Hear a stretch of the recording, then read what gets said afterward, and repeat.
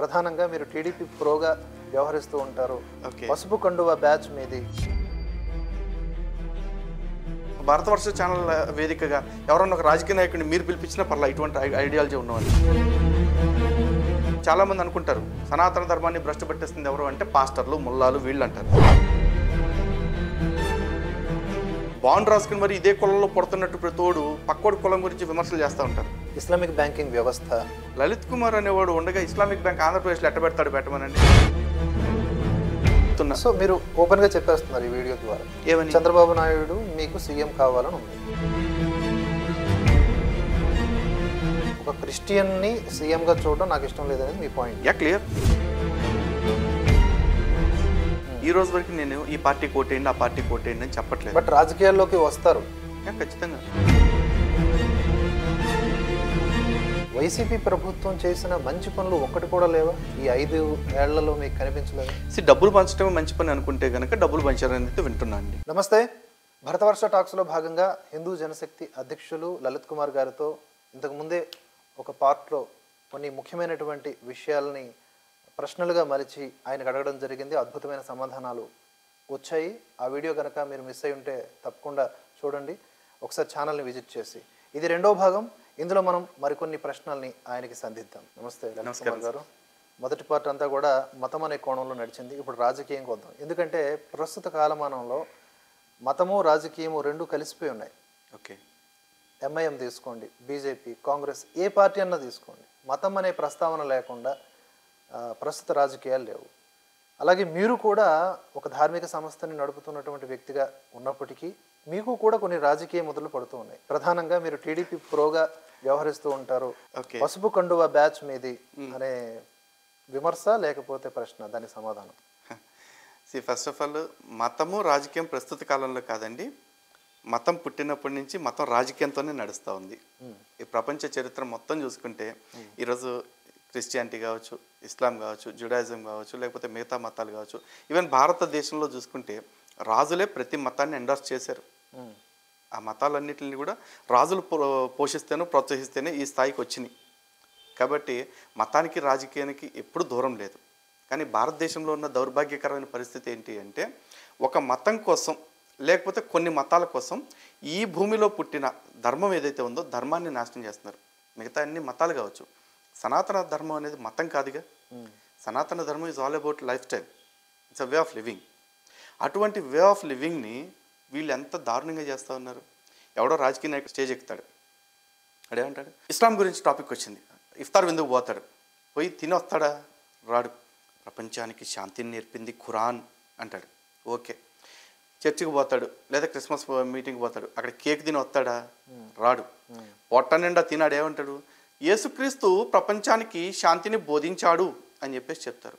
యాడ బోధించాడు? ఒక్కడు వచ్చి నాతో కూర్చొని మాట్లాడండి. ఇక్కడ ఆ మాట్లాడే ఏ యదవనైనా అడుగుతున్నాను, మీరు చెప్పిన 2 మాటల్లో ఉన్న నిజమేంటో ఆ డొల్లతనం ఏంటో ఇక్కడే కూర్చొని తేల్చేద్దాం. భారతవర్ష ఛానల్ వేదికగా ఎవరన్నా ఒక రాజకీయ నాయకుడిని మీరు పిలిపించినా పర్లా, ఇటువంటి ఐడియాలజీ ఉన్నవాడిని ప్రయత్నం చేస్తా తప్పకుండా. కానీ సనాతన ధర్మానికి వచ్చేపాటికి మాత్రం వీళ్ళు సినిమాలు చూసేసి పక్కకు వచ్చి సనాతన ధర్మంలో కుల వివక్ష ఎక్కువ ఉంది, సనాతన ధర్మంలో మూఢనమ్మకాలు ఎక్కువ ఉన్నాయి అని చెప్పేసి అంటాడు. ఈ మట్టెదోళ్ళకి తెలియంది ఏంటంటే సనాతన ధర్మంలో అసలు మూఢనమ్మకాలకి తావే లేదు. అసలు సనాతన ధర్మంలో కుల వివక్షత అనేదే లేదు. మనుధర్మశాస్త్రం మట్టిగడ్డలు అని చెప్పేసి వీళ్ళు మాట్లాడుతూ ఉంటారుగా, ఆ మనుధర్మశాస్త్రం ఆధారంగానే చర్చలు చేస్తాం. రమ్మనండి, ఎవడొస్తాడు? రాడు. ఇటువంటి రాజకీయాల నుంచి, ఇటువంటి రాజకీయ నాయకుల నుంచి సనాతన ధర్మాన్ని కాపాడుకోవటం కోసం మా శక్తి వంచన లేకుండా మేము ప్రయత్నం చేస్తూ ఉంటాము. అయితే ఈ క్రమంలో కొన్ని రాజకీయ పార్టీలని విమర్శలు చేస్తూ ఉంటాం. ఎందుకు? చాలామంది అనుకుంటారు సనాతన ధర్మాన్ని భ్రష్టు పట్టేస్తుంది ఎవరు అంటే పాస్టర్లు, ముల్లాలు, వీళ్ళు అంటారు. వీళ్ళందరూ కలిపి 50% చేస్తే రాజకీయం అలోన్ 50% అన్యాయం చేస్తుంది సనాతన ధర్మానికి. రాజకీయం అలోన్ 50% చేస్తుంది. కాబట్టి రాజకీయాన్ని ఎక్కువగా టార్గెట్ చేయాలి కాబట్టి చేస్తాం. ఆ టార్గెట్ ఎప్పుడు ఎక్కువ చేస్తాము? ఎవడైతే ప్రభుత్వంలో ఉంటాడో వాడికి మేము ప్రతిపక్షంగా ఉంటాం. మళ్ళీ చెప్తున్నా, ఎవడు ప్రభుత్వంలో ఉంటాడో వాడికి మేము ప్రతిపక్షం. ఎందుకు? అధికారం చేతిలో ఉన్నోడు చేసినంత అన్యాయం ఇంకెవడో చేయట్లేదు మాకు. అలా అని చెప్పేసి మిగతా రాజకీయ పార్టీలను వదిలేస్తున్నామా? ప్రతి రాజకీయ పార్టీ తప్పు మాట్లాడితే ఆ తప్పుకి ధీటుగా సమాధానం చెప్తూ ఉంటాం. ఈ క్రమంలో మన హిందువుల బతికి ఎట్లా అయిపోయిందంటే మిగతా పార్టీలు, మిగతా మతాల వాళ్ళందరికీ కూడా రాజకీయం కంటే, సినిమా కంటే, వ్యక్తుల కంటే కూడా వాళ్ళ మతం అంటే అభిమానం. మన వాళ్ళకి ఏంటంటే అన్నిటికంటే కూడా ఫస్ట్ మనకి వ్యక్తుల మీద అభిమానం ఎక్కువ. అందులో సినిమా నటులు ఉంటారు, రాజకీయ నాయకులు ఉంటారు. వాళ్ళ ఆలోచనలు పట్టుకుని ఎలాడుతూ ఉంటారు కాబట్టి మన వాళ్ళందరికీ వాళ్ళే నచ్చుతూ ఉంటారు. వాళ్ళని విమర్శించగానే తట్టుకోలేక మన దగ్గరికి వచ్చేసి నువ్వు ఆ పార్టీ కదరా, ఈ పార్టీ కదరా అంటారు. ఇప్పుడు నా కర్మకు నేను ఒక కులంలో పుట్టా, నేనేం ఆ కులంలోకి అప్లికేషన్ పెట్టుకుని దేవుడిని ఇక్కడే పుట్టించాను అడగల అని మనిషినండి. కర్మ సిద్ధాంతం నమ్మే హిందువుని నేను. పైగా ఈ జన్మలో సస్తే వచ్చే జన్మలో మనిషిగా పుడతానో లేదో అనే డౌట్. మళ్ళీ ఏదో బాండ్ రాసుకుని మరి ఇదే కులంలో పుడుతున్నట్టు ప్రతోడు పక్కోడి కులం గురించి విమర్శలు చేస్తూ ఉంటారు. ఆ కుల వివక్షతలో నేను కూడా ఈ మధ్య బాధితుడిని అయిపోయి అనుకోండి, అది వేరే విషయం. కుల వివక్ష సీరియస్లీ మరి ఇది కుల వివక్షతే. ప్రపంచంలో ఇంతమంది కమ్మోళ్ళు ఉండి అందరిని వదిలేసి నన్ను మాత్రం టీడీపీ అంటే నేనేం చేస్తాను మరి? అంటే జగన్ మీద పోరాటం చేస్తాను గట్ట. మీరు కమ్మ సామాజిక వర్గానికి చెందిన వారు కాబట్టి మిమ్మల్ని టీడీపీ వాళ్ళు అంతకుమించి పెద్ద రీజన్ లేదు. లేకపోతే చంద్రబాబు నాయుడు అన్న నాకు చుట్టమా పక్కమా? కొంచెం చంద్రబాబు నాయుడు కోటేయమని నేను చెప్పానా సచ్చానా? ఒక పాయింట్ అయితే నచ్చింది, ఏదైతే అధికార పక్షం ఉంటుందో దానికి ఆపోజిట్ గా మాట్లాడడం బాధ్యత ఖచ్చితంగా.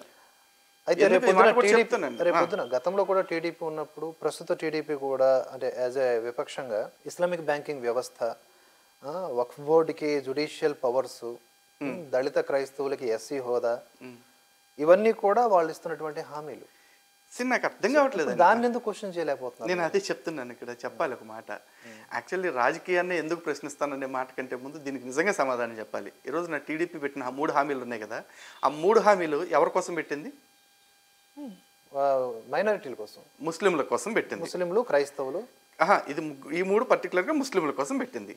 నిజంగా ఈ 3 విషయంలో కూడా చూసుకుంటే చంద్రబాబు నాయుడు అనే అతను లిటరల్గా ముస్లిమ్స్ని వీపీలను చేస్తున్నాడు. ఇస్లామిక్ బ్యాంక్ పెడతానన్నాడు, పెట్టమన్నాడు. ఎంత పోటుగాడు నేను చూస్తా. నేను చెప్తున్నా కదా, లలిత్ కుమార్ అనేవాడు ఉండగా ఇస్లామిక్ బ్యాంక్ ఆంధ్రప్రదేశ్లో ఎట్ట పెడతాడు పెట్టమనండి. ఈ మాట అనగానే చాలామంది పోస్టులు పెట్టారు, ఇదే పోస్టుని తీసుకొచ్చి నేను ఉండగా ఆపుతాను, నేను ఆపేస్తానని చెప్పేసి. ఆరే ముండల్లరా, మీకు అందరికీ అర్థం కావాల్సిన విషయం ఒకటి ఉంది ఇక్కడ. లలిత్ కుమార్ ఇప్పటికే 32 కేసులు వేసి పోరాటం చేసి చాలా వాటిలో నిరూపించుకుని ఉన్నాడు కాబట్టి మళ్ళీ ఛాలెంజ్ చేస్తున్నాడు. ఆ ఛాలెంజ్కి నిలబడే దమ్ముందని చెప్పేసి చెప్పగలుగుతున్నాడు. మరి నేను కూడా పీక్ కట్ల కడతాను, మీసం మేలేస్తున్న పోటుగాళ్ళు ఇప్పుడు దాకా ఏం పీకారు అడగండి. ఇప్పుడు దాకా ప్రభుత్వాలు ఉత్తపుణ్యాన హిందువుల సొమ్మును దోచి పెడుతుంటే వాటిని అడ్డుకుందని నేను. కాబట్టి రేపు చంద్రబాబు నాయుడు ఇస్లామిక్ బ్యాంక్ పెడతానంటే కూడా పెట్టే ప్రయత్నం చేస్తే కూడా అడ్డుకోగల కెపాసిటీ నాకు ఉందని నేను నమ్ముతున్నా. ఎందుకంటే ఉంటే పోతే పోతా, పోయేలోపు ఏదో చేసే పోతా నమ్ముకుని కూర్చున్నాను నేను. ఇస్లామిక్ బ్యాంకింగ్ పెడతానికి బ్యాంకింగ్ వ్యవస్థ గురించి ఒక చిన్న రీజనింగ్ ఇద్దామండి. బ్యాంకింగ్ ఎవరి పాలసీ అండి? స్టేట్ పాలసీయా? స్టేట్కి ఏమైనా సంబంధం ఉందా? నేషనల్, ఇంటర్నేషనల్ కూడా లింక్ అయి ఉంటుంది. National, RBI related. సెంట్రల్లో ఉన్న గవర్నమెంట్ ఎవరిది? పోనీ Islamic banking if it is a possible thing, ఇప్పటిదాకా వీళ్ళు ఎందుకు పెట్టలేదు? కాంగ్రెస్ గవర్నమెంట్లో ఉన్నప్పుడు ఎందుకు పెట్టలే? గతంలో చంద్రబాబు నాయుడు ఉన్నప్పుడు ఎందుకు పెట్టలే? అండ్ ఇంకోటి, ఇస్లామిక్ బ్యాంక్ దీని గురించి ఎందుకు మాట్లాడలే చంద్రబాబు నాయుడు అంటున్నాం. ఇదే హామీ జగన్ కూడా ఇచ్చాడండి 2019 ఎలక్షన్స్ అప్పుడు. ఇస్లామిక్ బ్యాంకింగ్ కాదు, అసలు బ్యాంకింగ్లో మతాన్ని ముడిపెట్టి చేయటం వీళ్ళ వల్ల కాదు. ఈరోజు క్యాథలిక్ సిరియన్ బ్యాంక్ లాంటి క్రిస్టియన్ బ్యాంక్స్ ఉన్నా కూడా అవి కూడా బ్యాంకింగ్ రూల్స్ ప్రకారం పనిచేయాలి. అప్పుడు పేరు మాత్రమే ఉంటుంది. పేరు మాత్రమే పెట్టింది ఇస్లామిక్ బ్యాంక్ అంటే దారుల్ ఇస్లాం. ఇప్పుడు ఇక్కడ దారుస్సలాం బ్యాంక్ ఉంది, దారుస్సలాం బ్యాంక్ ఉంది ఆల్రెడీ పాత బస్తీలో. మరి దారుస్సలాం బ్యాంక్ ఇస్లామిక్ బ్యాంకింగ్ ఎందుకు చేయలేకపోతుంది? ఇస్లామిక్ బ్యాంకింగ్ అంటే 2% ఇంట్రెస్ట్ తీసుకోవాలి. తీసుకుంటాడా? తీసుకుంటాను. ఒకవేళ 2% ఇంట్రెస్ట్ ఇస్తాను అని చెప్పేసి అంటే లోన్స్ తీసుకున్న వాళ్ళకి, నేను ఒక హిందువుగా నేను కూడా నీ బ్యాంక్కే లోన్కి వస్తాను, నాకు ఇస్తావా మరి? ఎందుకంటే ఆర్టికల్ 14-15 ప్రకారం సమానత్వం నాకు ఉంది చట్టం ముందు, మిగతా వ్యవస్థలన్నింటి ముందు. మరి ఆ సమానత్వం ప్రకారం నాకు కుల, మత, భాష, ప్రాంత, లింగ వివక్షత కారణంగా నాకు లోన్ డినై చేసే అధికారం నీకు లేదు. నాకు కూడా 2%కి ఇస్తానన్నప్పుడు మిగతా బ్యాంకులన్నీ ఏమైపోవాలి? అప్పుడు ఎవడెళ్తాడు? 6%, 8%, 10%, 12% లోన్స్కి ఎవడెళ్తాడండి? Is it possible thing? Possible కాకపోయినా హామీలు అయితే ఇస్తున్నారు. వాళ్ళు ఇచ్చే పనికిమాలిన హామీలు అన్నిటి గురించి మనం స్పందిస్తా కూర్చోమండి. ఎందుకంటే అది అవ్వదు కాబట్టి. అది నేను మళ్ళీ చెప్తున్నా కదా, ఒకవేళ రేపు చంద్రబాబు నాయుడు గెలిస్తే, ఎందుకంటే చంద్రబాబు నాయుడు గెలిచే అవకాశం కనపడుతుంది క్లియర్గా, ఎవడు నమ్మినా నమ్మకపోయినా. ఎందుకంటే జగన్మోహన్ రెడ్డి ఒక క్రైస్తవుడు. ఎప్పుడైతే వాళ్ళ ఎమ్మెల్యే ఒక ద్వారంపూడి చంద్రశేఖర్ రెడ్డి అనే వ్యక్తి వచ్చేసి నేను క్రైస్తవుడిని సీఎంగా చూడాలనుకుంటున్నాడో అప్పుడే నేను కూడా ఫిక్స్ అయ్యా, నేను క్రైస్తవుడిని సీఎంగా చూడదలుచుకోవట్లా. నీ మతాన్ని నువ్వు మతపరంగా ఒక వ్యక్తి ఉండాలి అని నువ్వు కోరుకోగలిగినప్పుడు నేను అదే మతం ఆధారంగా నాకు నచ్చని మతానికి సంబంధించిన వ్యక్తి ఉండటానికి వీల్లేదని కోరుకునే స్వేచ్ఛ నాకు ఉంటుందిగా. ఆ స్వేచ్ఛతోనే నేను అడుగుతున్నా. సో మీరు ఓపెన్గా చెప్పేస్తున్నారు ఈ వీడియో ద్వారా, ఏమని? చంద్రబాబు నాయుడు మీకు సీఎం కావాలని ఉంది. నాకు సీఎం కావాలని ఉందని నేను అనట్లా, సీఎం అవుతాడని చెప్తున్నా. ఎందుకంటే ఆంధ్రప్రదేశ్లో ఉన్న ఆప్షన్స్ మీరు పరిశీలించండి. ఒక క్రిస్టియన్ని సీఎంగా చూడడం నాకు ఇష్టం లేదనేది మీ పాయింట్. క్లియర్. ఒక క్రిస్టియనే కాదు, ఒక నాన్ హిందువుని నేను చూస్తానికి ఇష్టపడట్లా. అట్ ది సేమ్ టైం ఇక్కడ ఎప్పుడన్నా చంద్రబాబు నాయుడు తనకు తాను హిందువుగా చెప్పుకున్నాడా? ఎప్పుడన్నా చెప్పుకున్నప్పుడు జనసేన అధినేత పవన్ కళ్యాణ్ ఉన్నారు, చాలా సందర్భాల్లో ప్రౌడ్గా చెప్తాను, నేను ఒక హిందువుని, అన్ని మతాల్ని గౌరవించే హిందువునని. అలా అయినా సరే ఎప్పుడు తనకు తానుగా ఒక్కసారైనా ఒక్క వీడియోలోనైనా నేనైతే చూడలేదు. ఓకే, మరి ఎలా అంటే హిందూ అంటే ఏంటి, క్రిస్టియన్ అంటే ఏంటి? నేను ఒకటే చెప్తున్నానండి, ఇక్కడ నాకు చంద్రబాబు నాయుడు హిందుత్వాన్ని ఎండార్స్ చేస్తాడా లేకపోతే చెప్తాడా చెప్పడా ఇది నన్ను అడగట్లేదు. ఇప్పుడు చంద్రబాబు నాయుడుకి ఓటేయండి అని కూడా ఈ వీడియో ద్వారా నేను చెప్పట్లా. ఆంధ్రప్రదేశ్లో జగన్మోహన్ రెడ్డి అనే వ్యక్తి మీద వచ్చిన వ్యతిరేకత, లేదు ఆంధ్రప్రదేశ్లో 250 దేవాలయాల మీద దాడులు జరిగితే హిందూ దేవాలయాల మీద కనీసం ఒక నిందితుడిని కాదు కదా అనుమానితుడిని కూడా పట్టుకోలేకపోయిన చేతగంతనం మీద వచ్చిన వ్యతిరేకత, లేదు ప్రభుత్వాన్ని నడపటం చేతగాక తన పథకాల్ని నడిపించుకోవటం చేతగాక దేవాదాయ శాఖ డబ్బులు తీసుకుని వాళ్ళ తండ్రి కొడుకుల పేరు మీద నవరత్నాల పథకాల పేరుతో డబ్బులు పంచుతున్న విధానం నాకు నచ్చక, హిందూ దేవాలయాల ఆస్తుల్ని హిందూ దేవాలయాల భూముల్ని అమ్ముకుంటే తప్ప ప్రభుత్వాన్ని నడపలేమనే స్థితిని తీసుకొచ్చిన విధానం నాకు నచ్చక జగన్మోహన్ రెడ్డి అనే వ్యక్తి ఉండకూడదని నేను కోరుకుంటున్నాను. Not just because he's a Christian, ఇన్ని హిందూ వ్యతిరేక పనులు జరిగినాయి కాబట్టి కోరుకుంటున్నా, పాలసీస్ కూడా బాగాలేదు కాబట్టి కోరుకుంటున్నాను. కానీ ఇక్కడ ఎవరు గెలుస్తారు అంటే మేబీ చంద్రబాబు నాయుడు గెలవచ్చు, లేకపోతే పవన్ కళ్యాణ్ గారు గెలవచ్చు, మేబీ అధికారం షేర్ చేసుకోవచ్చు.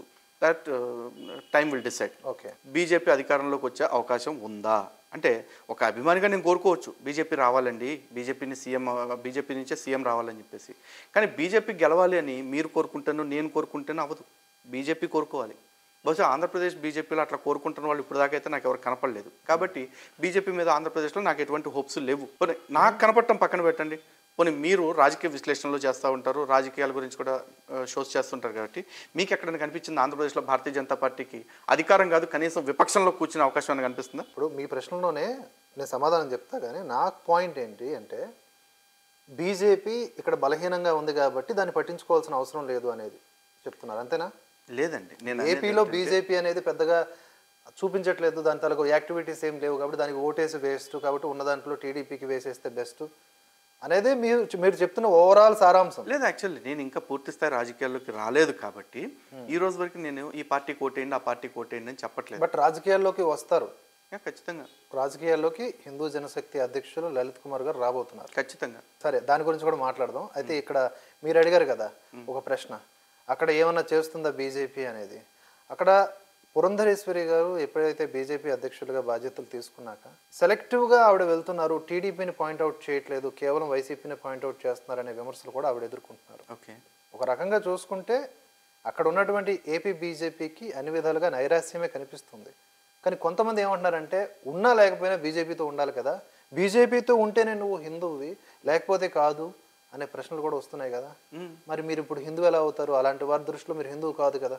ఇప్పుడు హిందువులందరూ కూడా బీజేపీతోనే ఉండాలి అంటే మరి బీజేపీని కూడా వచ్చి హిందువులతోనే ఉండమనండి, హిందూ సంఘాలతోనే ఉండమనండి. హిందూ సంఘాలకు ఇప్పటివరకు మమ్మల్ని ఎవరో పిలిచి మీరు ఏం కార్యక్రమాలు నడుస్తున్నాయి, లేకపోతే మీ కార్యక్రమాల ద్వారా మన పార్టీకి ఏ విధంగా లబ్ధి చేకూరుతుంది, లేదా మీకు వచ్చే కష్ట నష్టాల్లో పార్టీ మీకు ఏ విధంగా అండగా నిలబడగలుగుతుంది, ఇట్లాంటివన్నీ కూడా మరి మాట్లాడుకుంటే బాగుండేది.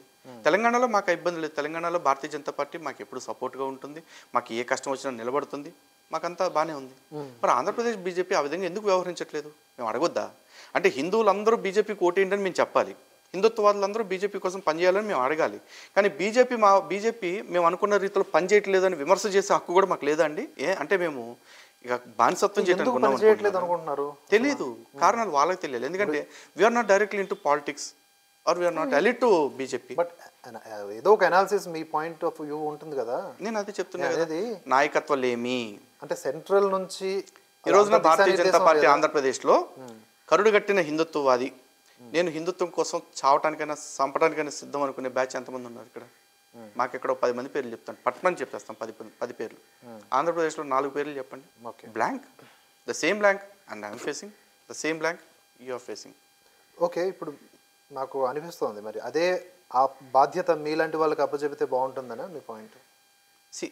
నా లాంటి వాళ్ళకా లేదా నాకా అంటే అది మళ్ళీ నేనేదో ఎక్స్పెక్టేషన్తో మాట్లాడినట్టు ఉంటుంది. నా టార్గెట్ అది కాదు, నా టార్గెట్ ధర్మాన్ని కాపాడుకోవటం. ఈ క్రమంలో కొన్నిసార్లు రాజకీయపరమైన నిర్ణయాలు తీసుకోవాల్సి వస్తాయా, లేదా నేరుగా రాజకీయాల్లోకి రావాల్సి వస్తుందా అంటే ఆ సందర్భం వచ్చినప్పుడు ఖచ్చితంగా నేను వస్తాను. ఎందుకు మాట అంటున్నానంటే ఈరోజు భారతీయ జనతా పార్టీలో కావచ్చు, లేకపోతే మిగతా హిందుత్వ పార్టీలుగా చెప్పబడే లేదా హిందుత్వ నాయకులుగా చెప్పబడే వాళ్ళందరూ కూడా పుట్టిన కాడి నుంచి సత్యదాకా కూడా మేము కట్టర్ హిందువులు అని చెప్పుకునే వాళ్ళు ఎంతోమంది లేరు. చాలా తక్కువ మంది ఉన్నారు. కానీ ఎంతమంది బయట నుంచి వచ్చిన వాళ్ళని కూడా పార్టీలో చేరారన్న ఒకే ఒక కారణంగా మేము అన్నని గెలిపిస్తాం, మేము ఆ తమ్ముడిని గెలిపిస్తాం అని చెప్పేసి గొప్పగా చెప్పుకుంటున్నారు. మీరు ఉన్నని గెలిపించుకోండి. వాళ్ళందరూ కూడా నిన్న మొన్న వచ్చి ఇవాళ కాషాయం పట్టుకుని కాషాయం కప్పుకొని నాటకాలు ఆడుతున్న వాళ్ళు చాలామంది ఉన్నారు. అది మీకు తెలుసు, మాకు తెలుసు. అలాంటిది హిందుత్వం కోసం కమిటెడ్గా ఉంటూ హిందుత్వం కోసం చావటానికి, చంపటానికి, బ్రతకటానికి, పోవటానికి అన్నిటికీ సిద్ధంగా ఉన్నామని చెప్తున్నాం. మమ్మల్ని మేము రాజకీయాల్లోకి వస్తామంటే హిందూ సంఘాలు పెట్టుకుని మీకు రాజకీయాలు ఎందుకు అంటారు. మరి హిందూ సంఘాలు పెట్టుకుని హిందుత్వం కోసం బతుకుతున్న మాకు కాకపోతే రాజకీయం మరి ఎవరికి కావాలి? పక్క పార్టీల్లో చెంచాగిరి చేసి అక్కడ చెల్లకి ఇక్కడికి వచ్చిన చెల్లని కాణీలకు కావాలా? మేము వస్తాం ఒక రోజున. మా దగ్గర డబ్బులు లేవు, మా దగ్గర ఇప్పటికిప్పుడు వనరులు లేవు, అయినా కూడా మేము వస్తాం. ఎందుకంటే మేము హిందువుల్ని నమ్మి వస్తాం. మీ దీర్ఘకాలిక లక్ష్యం రాజకీయాల్లోకి, ప్రత్యక్ష రాజకీయాల్లోకి రావడం. ఖచ్చితంగా. ఒక సొంత పార్టీ పెడతారా, లేకపోతే మీరు ఇప్పుడు గెలవాలి లేకపోతే గెలుస్తుంది అనుకుంటున్న టీడీపీ నుంచి పోటీ చేస్తారా, లేకపోతే నైరాస్యంలో బలహీనంగా ఉన్నటువంటి బీజేపీని భుజాన్ని ఎత్తుకుంటారా? దానికి ఏమైనా సమాధానం చెప్తారా? ఖచ్చితంగా రాజకీయాల్లోకి వస్తామండి. ఏ రాజకీయాల్లోకి వచ్చినా సరే ఇప్పుడున్న ఈ లౌకిక పార్టీలు ఏవి కూడా నాకు కాలికోటికి కూడా చాలు. కారణం ఏంటంటే మాకు స్పష్టత ఉంది. నేను రాజకీయాల్లోకి వస్తే నేను హిందువుల్ని తప్ప అన్య మతస్థుల్ని ఎవరిని నాకు ఓటే అని కూడా అడగను. నేను వాళ్ళు వేసుకుంటే వాళ్ళ కర్మ. నేనుగా అయితే ఎవరిని అడగను. ఈ విధానానికి నచ్చి నన్ను చేసుకునే పార్టీ ఎవరు చెప్పండి? అంటే మీరు సొంత పార్టీ పెట్టాల్సిందే. ఏం చేస్తాను, భవిష్యత్తు నిర్ణయిస్తుంది అవసరాన్ని బట్టి. అది పార్టీనే పెట్టవసరం, ఇండిపెండెంట్ గానే పోవచ్చు. ఇండిపెండెంట్ గానో లేకపోతే సొంత పార్టీ పెట్టో. మొత్తానికి వ్యూవర్స్ అందరికీ ఒక క్లారిటీ వచ్చేసింది. లలిత్ కుమార్ గారు త్వరలో ప్రత్యక్ష రాజకీయాల్లోకి రాబోతున్నారు. త్వరలో అంటే ఇప్పుడైతే పాసిబిలిటీ ఉందా ఈ 4 నెలల్లో? లేదండి. సో నెక్స్ట్ నేను ధర్మం కోసం చేయాల్సింది చాలా ఉంది. అవి చేసిన తర్వాత నెక్స్ట్ టర్మ్కి అయితే వస్తున్నారు. అది కాలం డిసైడ్ చేస్తుంది. నెక్స్ట్ డిసైడ్ చేయడం అంటే మీరు ఆల్రెడీ డిసిషన్ మేకింగ్. ఒకటి ఏంటంటే గంట తర్వాత ఏముంటుందో, నిమిషం తర్వాత ఏముంటుందో మనకు తెలియదు. సెకండ్ తర్వాత మీరు ఏం ప్రశ్న అడుగుతారో నాకు తెలియదు. అలాంటిది 5 ఏళ్ల తర్వాత ఏంటి, 10 ఏళ్ల తర్వాత ఏంటి అంటే మనం ఏం చేయలేం. But with a projection, with a clear projection ముందుకైతే వెళ్తాం. ఆ దిశగానే ముందుకెళ్తాం. సో ఇప్పుడు మీరు చేస్తున్న కార్యక్రమాల వెనుక కూడా ఇప్పుడు మీరు రాజకీయం అనేసారు కాబట్టి మీ ప్రతి కార్యక్రమాన్ని కూడా రాజకీయానికి ముడిపెట్టే విమర్శలు వస్తాయి. మరి అనుకోనివ్వండి. ఒకటి విమర్శ నాకు కొత్త, విమర్శ ఉద్యమానికి కొత్త ఏది కాదు. విమర్శలు ఎదుర్కొంటూనే ముందుకెళ్తాం. విమర్శించే వాళ్ళు ఎంతమంది ఉంటారో సమర్థించే వాళ్ళు అంతేమంది ఉంటారు. అంతకంటే ఎక్కువ మంది ఉంటారు సమర్థించే వాళ్ళు. ఎందుకంటే లలిత్ కుమార్ అంటే ఏంటి అనేది 10 ఏళ్ల నుంచి ప్రజలు చూస్తూనే ఉన్నారుగా. నా వాళ్ళు చూస్తున్నారుగా. మెయిన్గా నా వాళ్ళు ఇప్పుడు దాకా నన్ను విడిచిపెట్టిపోయిన వాళ్ళు చాలా తక్కువ. ఆ వెళ్ళిన వాళ్ళకి కూడా పెద్ద రీజన్స్ ఏం లేవు. ఎందుకంటే వాళ్ళకి నచ్చని వాళ్ళతో నేను కలిశాను, లేకపోతే వాళ్ళకి నచ్చేలాగా నేను నడవట్లేదని చెప్పేసి. కానీ గుర్తుపెట్టుకోండి, ఎల్లకాలం అందరినీ మెప్పించుకుంటూ అయితే బతకలేమండి. ఒక 1000 మంది ఉన్నారంటే 1000 మందికి మనం నచ్చుతున్నాము అంటే మనం చేసే పని నచ్చుతుందంటే. మనం చేసే పని వాళ్ళకి ఎందుకు నచ్చుతుంది? వాళ్ళకి నచ్చేలా చేస్తున్నాం కాబట్టి. ఎల్లకాలం వాళ్ళకి నచ్చేలా చేస్తామా? లేదు. కొన్ని మన మనసుకి నచ్చే కూడా మనం చేసుకుంటూ వెళ్తాం. అది అందరికీ నచ్చకపోవచ్చు. నచ్చను అంటే ఇప్పుడు ఒక పక్షిని చూడండి, బరువుగా ఉండే ఈకలను కొన్నిటిని వదులుచుకుంటేనే పైకి ఎగరగలుగుతుంది. అటువంటి ఈకలను వదిలేసుకోవడానికి నేను పెద్ద బాధపడలే ఇప్పుడు. ఓకే. ఇప్పుడు దేశవ్యాప్తంగా చూసుకుంటే రాజకీయాల్లో అల్టిమేట్గా మీరు చెప్పే ఆన్సర్ ఇదే అవుతుంది. ఏ పార్టీ గెలవాలి అనుకుంటున్నారు అంటే క్లియర్ బీజేపీ. నరేంద్ర మోదీ గారు. మోదీ రావాలనుకుంటున్నారు. నరేంద్ర మోదీ గారు రావాలి. కానీ అదే బీజేపీ ఏపీ రాజకీయాల విషయానికి వస్తే ఎందుకు వైసీపీతో కలిసి ఉంటుంది అనే ఒక విమర్శ ఎదుర్కొంటోంది. వైసీపీతో కలిసి ఇందాక సంఘ్ గురించి మీరు క్వశ్చన్ అడిగారు, ఇప్పుడు బీజేపీ గురించి ఒక క్వశ్చన్ అడిగారు కాబట్టి ఇక్కడ క్లారిటీ వస్తుందండి. సంఘ్ ముస్లిమ్స్తో ఎందుకు వెళ్తుంది ఏంటి అని అడిగితే కనుక మేము చెప్పాం ధర్మం end of the day. BJP ఎందుకు ఇలా చేస్తుంది అంటే ఎండ్ ఆఫ్ ద డే ఒకటే రాజకీయం. సో బీజేపీ అనేది ఒక ప్యూర్ పొలిటికల్ పార్టీ, అందులో డౌట్ లేదు. కానీ దానికి ఇప్పుడు నా పాయింట్ ఏంటంటే చాలా మందికి నేను చెప్పాలనుకుంటున్నాను మీ ముఖత, ఒక పార్టీకి, హిందుత్వానికి, జాతీయవాదానికి, దేశానికి ఇలా వీటన్నింటినీ కలిపి ఎందుకు కట్టగట్టుగా చూస్తున్నారు? ప్రాబ్లం ఏంటంటే ఈరోజు భారతీయ జనతా పార్టీకి హిందువులు అందరూ సపోర్ట్ చేయాలని చెప్పేసి అంటున్నారు చాలామంది. అవును, మంచిదే, చేయాలి. కానీ భారతీయ జనతా పార్టీకి సపోర్ట్ చేయకపోతే అసలు నువ్వు హిందువే కాదని మాట్లాడుతున్నారు ఇంకొంతమంది. అట్లాంటి ఉన్మాదులకు అర్థం కావాల్సింది ఏంటంటే ఇది ప్రజాస్వామ్యం. ఇక్కడ ఏ పార్టీకైనా సరే ఒక ఎక్స్పైరీ పీరియడ్ ఉంటుంది. మళ్ళీ తర్వాత వస్తుందా అంటే రావచ్చు. బట్ ఎల్లకాలం ప్రజలు ఒకే పార్టీని మోస్తారా అంటే మోయకపోవచ్చు. కానీ గుర్తుపెట్టుకోండి, ఈ రోజున ముస్లిమ్స్, క్రైస్తవులు ఉంటారండి. వాళ్ళు టీడీపీలో ఉంటారు, వైసీపీలో ఉంటారు, కాంగ్రెస్లో ఉంటారు, బీఆర్ఎస్లో ఉంటారు, అన్నిట్లో ఉంటారు. కానీ అదే ముస్లింలు, క్రైస్తవులు తెల్లారులేస్తే బీజేపీ మతోన్మాద పార్టీ అంటూ ఉంటారు. ఆ బీజేపీలో కూడా చేరతారు. రీసెంట్గా చూసుకుంటే జయసుధ ఆవిడేమంటారు, బీజేపీలో చేరి నేను క్రైస్తవుల హక్కుల్ని కాపాడటం కోసం బీజేపీలోకి వచ్చానని చెప్పేసి అన్నారు. అంటే అంటే బీజేపీలోకి వచ్చి కూడా క్రైస్తవుల్ని కాపాడుకోవటానికి ముస్లింలను కాపాడుకోవటానికి ఆ మతస్థులు వస్తారు. కానీ హిందువులందరూ మాత్రం ఒకే పార్టీలో ఉండాలట. మరి మిగతా పార్టీల్లో హిందుత్వవాదులు ఉండొద్దా? మిగతా పార్టీ నాయకుల్ని వాళ్ళ అధ్యక్షుల్ని కూడా మెడలోంచి ఒరే లంబడికే నీ పార్టీలో మేము కూడా ఉన్నాం కదా, నువ్వు నాకెందుకు న్యాయం చేయురా అని నిలదీసేవాడు వెళ్ళొద్దా? వెళ్ళాలి కదా. రాజకీయాన్ని ఎందుకు ఒకేలా చూస్తున్నారు? పాసిబుల్, ప్రాక్టికల్ గా పాసిబిలిటీ ఉంటుంది. ఎందుకు అవ్వదండి? End of the day number matters in democracy. ఏ పార్టీకైనా end of the day democracy is all about number MIM party ఉంది, ఎంఐఎం పార్టీ, దాంట్లోకి వెళ్ళి అలాంటివి చేయలేరుగా. దాంట్లోకి వెళ్ళి చేయలేదు. బట్ టీడీపీ కొన్ని రూల్స్ ఉంటాయి. ఎందుకు ఉంటాయి? ఎంతకాలం ఉంటాయి? టీడీపీలోకి ఎవ్వడూ చంద్రబాబు నాయుడు లాంటి క్వశ్చన్ చేయనంతసేపు చంద్రబాబు నాయుడు ఆడిందాట పాడింది పట్ట. అదే వెళ్ళిపోయి చంద్రబాబు నాయుడిని అరే నువ్వు ఆ మతాల వాళ్ళకి చేస్తున్నావు, ఈ మతాల వాళ్ళకి చేస్తున్నావు, మాకెందుకు చేయవయ్యా అని చెప్పి నిలదీస్తే ఒకటి చేస్తే చేయడు, 1000 మంది చేస్తే 1000 మంది అట్ ఎ టైం పార్టీలోంచి పోతాం నీ విధానం నచ్చకంటే మారతాడండి. ఏదైనా డిపెండ్ అయి ఉన్నది సంఘటితం మీద. సంఘటితం అవ్వాలి. అదే చెప్తున్నా, democracy is all about number game. ఓవరాల్గా ఏపీ రాజకీయాల విషయం మాట్లాడుతున్నాం కాబట్టి వైసీపీ ప్రభుత్వం చేసిన మంచి పనులు ఒక్కటి కూడా లేవా ఈ 5 ఏళ్లలో మీకు కనిపించలేదా? డబ్బులు పంచడమే మంచి పని అనుకుంటే కనుక డబ్బులు పంచారని అయితే వింటున్నా అండి. అది కాకుండా డబ్బులు పంచడం కాకుండా అడ్మినిస్ట్రేషన్ డబ్బులు పంచడం యాక్చువల్లీ సంక్షేమ పథకాలని వాళ్ళు చెప్తారు, కానీ అవి సంక్షేమ పథకాలు కాదు, సంక్షోభంలోకి నెట్టే పథకాలే. అది జగన్ పంచినా, చంద్రబాబు పంచినా, కేసీఆర్ పంచినా, రేవంత్ పంచినా, ఇంకెవరు పంచినా సరే చివరికి నరేంద్ర మోడీ గారు పుణ్యానికి పంచే ప్రయత్నం చేస్తే ఆయన కూడా ఇదే మాట అంటాం. ఒక చిన్న కంపారిజన్ చేస్తాను. ఇప్పుడు ప్రగతి భవన్ ఉంది ఇక్కడ తెలంగాణలో, జనాలు కూడా రావచ్చు అని చెప్పేసి ఒక కార్యక్రమం చేపట్టారు, విపరీతమైన లైన్లు. అదే మేము వాలంటీర్ వ్యవస్థతో చేస్తున్నాము, ఇంటి దగ్గరికి పంపిస్తున్నాము అని చెప్పేసి వాళ్ళు ప్రచారంలో భాగంగా వాడుతున్నాం. సార్ దానికి ఏమన్నా మాట్లాడతారా? అదే చెప్తున్నాను కదండి, వీళ్ళు సంక్షేమం అని వీళ్ళు అంటున్నారు తప్ప అది సంక్షేమం కాదు, సంక్షోభం. ఈరోజు వాలంటీర్ల వ్యవస్థ గురించి మాట్లాడుతున్నారు. ఆ వాలంటీర్ల వ్యవస్థలో దాదాపు ఒక 3 లక్షల ఉద్యోగాలు ఎన్నో ఇచ్చామని చెప్పేసి చెప్తున్నారు. నిన్నగాక మొన్న మామూలు కూడా ఉద్యోగులుగా గుర్తించి 18,000 రూపాయల వేతనం ఇవ్వాలి అని చెప్పి ధర్నా చేశారు, నిరసనలు చేశారు. నిరసనలు చేసిన వెంటనే వీళ్ళు ఏమన్నారు, వాళ్ళ ఉద్యోగాలు తీసేసి వాళ్ళకి ఆర్డర్స్ పంపించారు, వీళ్ళని వాలంటరీ సర్వీసెస్లోకి తీసుకుంటే వీళ్ళు డిమాండ్లు చేస్తున్నారని చెప్పేసి. నువ్వు వాలంటరీ సర్వీస్ అని చెప్పినప్పుడు ఇన్నాళ్ళు 3 లక్షల ఉద్యోగాలు ఇచ్చావు, 3 లక్షల ఉద్యోగం నువ్వెందుకు చెప్పావు మరి? అంటే నీ బిల్డప్ కాడికి వచ్చేపాటికి నీ వాలంటీర్లు అందరూ ఉద్యోగస్తులా? వాళ్ళు నిన్ను నిలదీసి కనీస వేతనం కావాలని అడిగితే మాత్రం వాళ్ళు ఇప్పుడు వాలంటీర్లు అయిపోయారు వెంటనే. ఇదే మాట తప్పటం అంటే, మాట తప్పటం, మడమ తిప్పటం. అదే ఒక్క పాయింట్ కూడా మీకు నచ్చింది అయితే లేదు. ఒకటి కాదు, ఎవరన్నా వైసీపీ నాయకులకి చెప్తున్నాం, మీ ఛానల్ ద్వారానే రిక్వెస్ట్ చేస్తూ ఉన్నాము, ఎవరన్నా వైసీపీ నాయకులు డిబేట్ చేస్తాం, మా జగన్మోహన్ రెడ్డి గారు వచ్చిన తర్వాత ఇన్ని అద్భుతాలు ఇన్ని డెవలప్మెంట్లు జరిగినాయి అని చెప్తాను అంటే కనుక రండి, అది డెవలప్మెంట్ లేకపోతే డిగ్రేడ్మెంట్ మేము మాట్లాడతాం.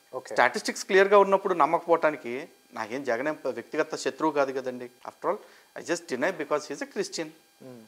అభివృద్ధి పరంగా తప్పని ఎందుకంటే నేను అభివృద్ధి చేస్తే. ఫైనల్గా మనం మరికొన్ని పాయింట్స్ మీద మాట్లాడుకుంటే, కులం అనే విషయానికి సంబంధించి ఇది చాలా దారుణంగా హిందువుల్ని విడగొట్టేటటువంటి అంశం అయిపోయింది. రాజకీయ నాయకులు దాన్ని పెంచి పోషిస్తూ ఉంటారు, ఎప్పటికప్పుడు కాంక్రీట్ వేసి మరీ గోడలు కడుతూ ఉంటారు.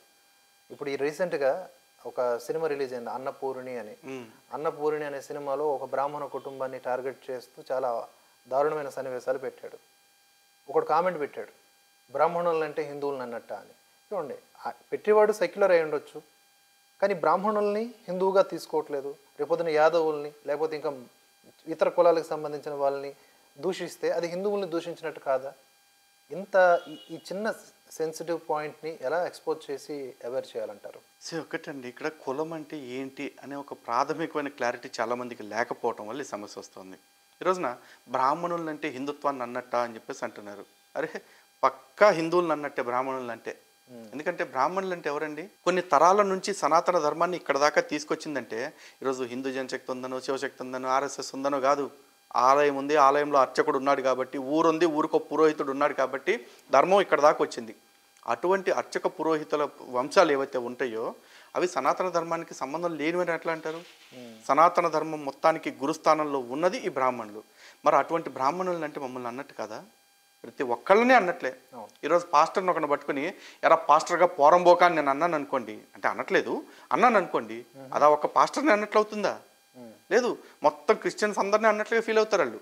అరే మా పాస్టర్ గారిని అంటావా అని చెప్పేసి అంటారు. నీ పాస్టర్ నీకు ఎంత గొప్పో, నీ పాస్టర్ నీకు ఎంత తోపో, మా అర్చక స్వాములు, మా పురోహిత బ్రహ్మలు మాకు అంతే తోపులు. వాళ్ళనంటే మేము ఊరుకుంటామా? వాళ్ళని తిడతంటే, అవమానిస్తుంటే చేతులకి మేకులు కొట్టు కూర్చుంటామని ఎట్లా అనుకుంటారు? ఓకే, ఫైనల్గా మరికొన్ని ప్రశ్నలు. తమిళనాడు విషయానికి వస్తే, తమిళనాడు పాలిటిక్స్లో అన్నామలై యాక్టివిటీస్ చూస్తుంటే మీకు ఏమనిపిస్తుంటుంది? టూ ఇన్స్పైరింగ్ అండి, టూ ఇన్స్పైరింగ్. ఇక బెంగళూరు కర్ణాటక విషయానికి వస్తే తేజస్వి సూర్య ఈ మధ్య అంతగా కనిపించట్లేదు మనకి. బట్ ఆయన ఎలాంటి నాయకుడు అనుకుంటున్నారు మీరు? తను కూడా చిన్న వయసులో వచ్చారు విత్ హ్యూజ్ ప్రొజెక్షన్. బట్ ఎందుకో ఇప్పుడు కొంత లో ప్రొఫైల్ మెయింటైన్ చేస్తూ ఉన్నారు. మేబీ పార్టీ స్ట్రాటజీ ఏమైనా ఉందో లేకపోతే పర్సనల్ స్ట్రాటజీ ఉందో నాకైతే తెలియదు. బట్ సీరియస్లీ అడ్మైరబుల్ పర్సన్స్ అండి వీళ్ళంతా కూడా. ఎందుకంటే సూర్యని ఆల్రెడీ పర్సనల్గా కలవటం జరిగింది, తనతో చాలాసేపు ఇంటరాక్ట్ అయ్యి, మీరు కూడా ఉన్నారు ఇంటరాక్షన్లో. మనకి పర్సనల్గా కూడా మంచి ఎక్స్పీరియన్స్ ఉంది అతనితో. అంటే తన నాలెడ్జ్ ఏంటి, తన కమిట్మెంట్ ఏంటి అనేది. తన హిందుత్వ విషయంలో, పాలిటిక్స్ విషయంలో కూడా కంపేరిటివ్గా మనకు కొన్ని చెప్పాడు. ఆన్ స్క్రీన్ మనం అది చెప్పలేము ఎందుకంటే ఆయనకి ఇబ్బంది అవుతుంది. కానీ హిందుత్వ విషయంలో ఎంత స్ట్రాంగ్ హిందుత్వ, ఎటువంటి కమిట్మెంట్తో ఉన్నాడు. అటువంటి కమిట్మెంట్ ఉన్న నాయకుల్ని ఏపీ బీజేపీలో కూడా మనం కోరుకుంటుంది.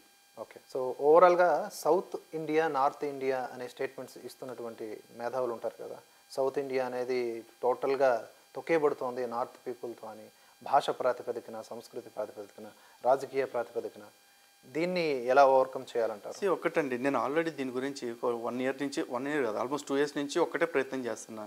This is not south India, this is south of India and we're southern part of India. అంతే. అండ్ నార్త్ ఇండియా అనేది లేదు. North India, south India, east India, west India, in India లేవు. ఉన్నది ఇండియా ఒకటే. We're in south of India and that is north of India, northern part of India, అంతే. కానీ ఇక్కడ ముఖ్యంగా తమిళనాడు కేంద్రంగా ఈ ఇది ద్రవిడవాదం అనేది ఇప్పుడు మొదలైంది కదండి. పెరియార్ టైంలోనే ద్రవిడస్థాన్ అనే దేశమే కావాలని చెప్పి ఉద్యమం చేసిన దౌర్భాగ్యుడు వాడు. ఈరోజు నా ద్రవిడుడు అంటే ఒక తమిళ్లే కాదు, తెలుగు వాళ్ళమైన మనం కూడా. ఎందుకంటే ద్రవిడ అంటే ఏమిటో వాళ్ళకి తెలియదు యాక్చువల్లీ. ఫస్ట్ ఆఫ్ ఆల్ మొట్టమొదటిసారి ఈ పదాన్ని శంకరాచార్యుల వారు ఉత్తర భారతదేశానికి వెళ్ళినప్పుడు, భారతదేశపు ఉత్తర భాగానికి వెళ్ళినప్పుడు, కాశ్మీర్ దేశానికి, అక్కడ రాజుకి ఇచ్చుకున్న పరిచయంలో అహం ద్రావిడ శిశువు అని చెప్పేసి చెప్పారు.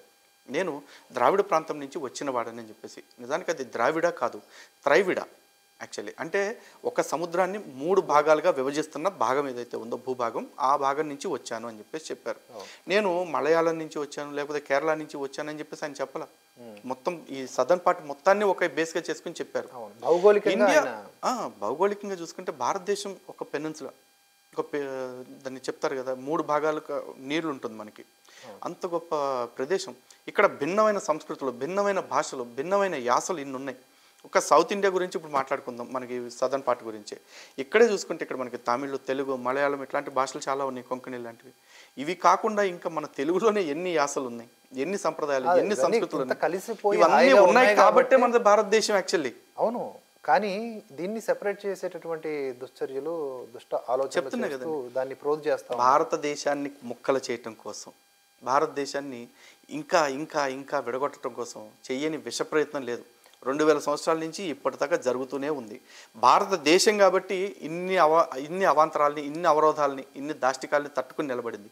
ఇంకోటి వల్ల ఎప్పటికీ కాదు. అందుకే ఈ మధ్య నేను ఒక మాట కూడా అన్నాను, అఖండ భారతం అంటారు కదా, ఉన్న భారతం మనం కాపాడుకోవాల్సిన అవసరం ఉంది. అంతే. ఏమంటారు? ఈ ఖండిత భారతాన్ని ఇప్పటికీ ఉన్నదాన్నన్నా అఖండంగా ఉంచుకుందాం. ప్రతి ఒక్కరికి అది కనీస బాధ్యత. ఓకే.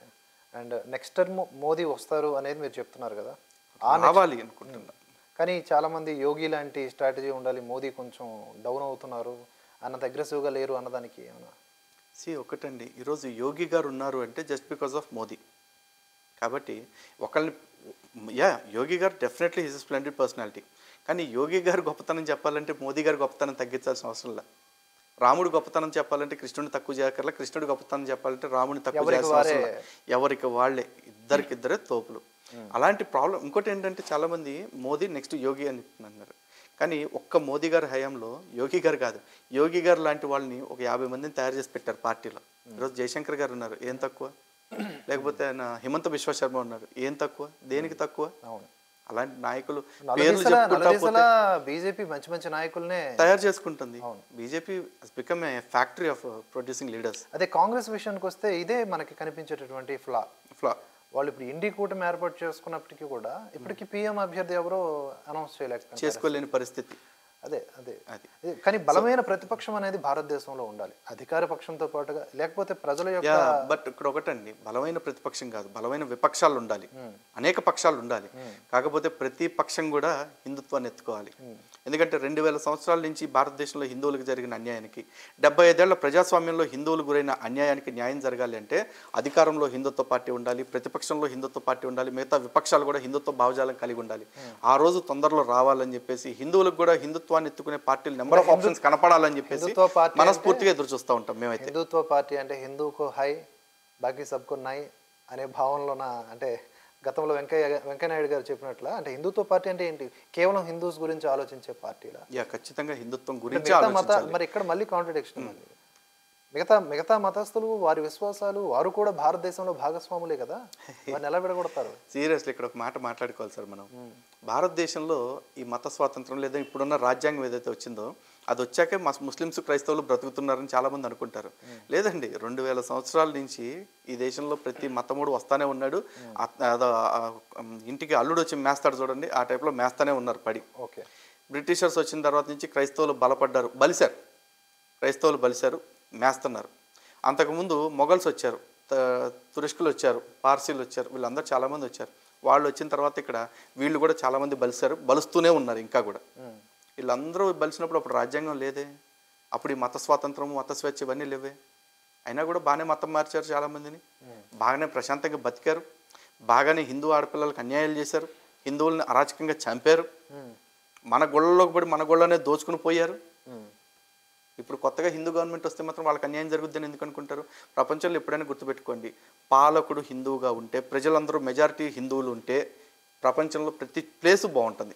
ఎప్పుడైతే హిందువుల మెజారిటీ తగ్గి ఈ రెండు పాషండ మతాల్లో ఏదో ఒక మతానికి సంబంధించిన ప్రభావం పెరుగుతుందో ఆ వెంటనే ఆ దేశం మతరాజ్యంగా మారిపోతుంది. ఆ దేశంలో ఇంకా ఏ మతం వాడు ప్రశాంతంగా బ్రతకలేడు. మీరు ప్రతిసారి కూడా మాట్లాడుతున్నాడు పాషండ మతం అంటున్నారు, అది కొంచెం దారుణమైన వ్యాఖ్యగా ఎప్పుడు అనిపించింది? ఏం లేదండి, వైదిక మార్గానికి విరుద్ధంగా వెళ్ళిన వాళ్ళని పాషండులు అంటాం మేము. పాషండ అంటే సరైన నిర్వచనం ఏంటి? వైదిక మార్గానికి విరుద్ధంగా వెళ్ళిన వాళ్ళు, అంతేనా? అంతే, వేదాన్ని విడిచిపెట్టిన వాళ్ళు. వాళ్ళని దూషిస్తున్నట్లుగా అనిపించట్లేదు? అది వాళ్ళు దోషణ అనుకుంటే మేమేం చేస్తామండి? ఇప్పుడు వాళ్ళ దృష్టిలో అప్పుడు వాళ్ళు మమ్మల్ని అనేది కూడా దోషనే. మేము క్రీస్తు మార్గం నందు ఉన్న వాళ్ళము, వారు అన్యులు అంటారు, వీడేమో అవిశ్వాసులు అంటాడు ఇస్లాం నుంచి. మరి అది కూడా నాకు దోషంలాగే అనిపిస్తుంది. అందుకని మీరు పాషండులు అంటున్నాం. ఇక విపక్షాలు అనేవి ఉండాలి అంటున్నారు కదా, కానీ ఇప్పుడు నేను చూస్తున్న దాని ప్రకారం ఎక్కడ కూడా ఈ మైనారిటీ సంతుష్టీకరణ రాజకీయాలు కనిపిస్తున్నాయి. లేకపోతే హిందువుల్ని కులాల పేరుతో ఈ మధ్య కుల గణన అనేది కాన్సెప్ట్ తీసుకొచ్చి విడగొట్టి హిందువుల్ని in the name of caste మిగతా మతాల్ని కలిపిగట్టి దాన్ని ఏమంటారు సంతుష్టీకరణ రాజకీయాలు చేస్తున్నారు. అంతే తప్ప మీరు అనుకున్నటువంటి విపక్షంలో కూడా హిందుత్వ కోణం అనేది నాకైతే కనిపించట్లేదు. రావాలని కోరుకుంటున్నాం. మీరు రాజకీయంగా కూడా ఇప్పుడు ముందడుగు వేయాలనుకుంటున్నారు కాబట్టి మేబీ మీ బోటి వారి ద్వారా అది సాధ్యమవుతుందేమో చూడాలి తప్ప, అంటే మీరు అధికారంలో ఉన్న విపక్షంలో ఉన్న మీరు నడిచే బాటలో మీరు ఒక రాజకీయ సామ్రాజ్యాన్ని ఏర్పాటు చేసుకుంటే మేబీ అది మేము కొంతమంది మిత్రులతో సంప్రదింపులు చేస్తూ ఉన్నాము, అందరం కలిపి ఒక ఆలోచనతో ఉన్నాము. బట్ ఈ పార్టీలు ఇవన్నీ అంటే చాలా కాస్ట్లీ ఫ్యాక్టర్స్, అవి మన వల్ల కాదు. బట్ మేమేం చేయాలో మా ప్రణాళిక మాకుంది, తొందరలోనే అది డిస్కస్ చేస్తాము. ఒకటైతే క్లియర్ అండి, మేము కార్యక్రమాలు చేసినా, రాజకీయం చేసినా, రాజకీయాలకు వ్యతిరేకంగా చేసినా, రాజకీయాలకు అనుకూలంగా చేసినా అది ప్రతిదీ ధర్మం కోసమే అవుతుంది, ధర్మాన్ని బ్రతికించుకోవటం కోసమే అవుతుంది. ఎవడో వచ్చేసి మేము ఈ ధర్మాన్ని ఉద్ధరిస్తాం, నన్ను ఓటేయండి అని గెలిపించండి అని అడుగుతున్నారు. అలాంటిది ధర్మం కోసం పనిచేసే మేము ఎవరినో గెలిపించడం కోసం ఎంతకాలం బానిసత్వం చేస్తాం? మేము కూడా వస్తాం ఒకనాటికి. ఎందుకంటే మేము ఎవరినో నమ్మి గెలిపించడం కాదు, మా మీద మాకు నమ్మకంతో మేమే బయటకు రావాలనుకుంటున్నాం. తప్పేం లేదుగా, లేదు. ఇది ఒక రకంగా చెప్పాలంటే మంచి స్టెప్. రావాలి యూత్ ఎక్కువగా పాలిటిక్స్లోకి రావాలి, మాట్లాడడమే కాదు ప్రత్యక్ష రాజకీయాల్లోకి వస్తేనే అసలు విషయం తెలుస్తుంది. నిజంగా వీడు బయట ఉండి మాట్లాడే దానికి నిజంగా అందులో ఉండి మాట్లాడడానికి తేడా కూడా మేము చూసిన వాళ్ళం ఖచ్చితంగా. అండ్ ఇది గుడ్ స్టెప్ అని అనుకుంటున్నాము, మీ ద్వారా మంచి జరుగుతుందని నమ్ముతూ ఉన్నాము. థ్యాంక్ యూ మీ టైంని మాకు ఇచ్చినందుకు. అలాగే చాలా విషయాలు ఉన్నాయి మనం మాట్లాడుకోవాల్సినవి, కుదిరితే మరొక్కసారి మీరు మాకు అవకాశం ఇస్తే మేము మాట్లాడతాము.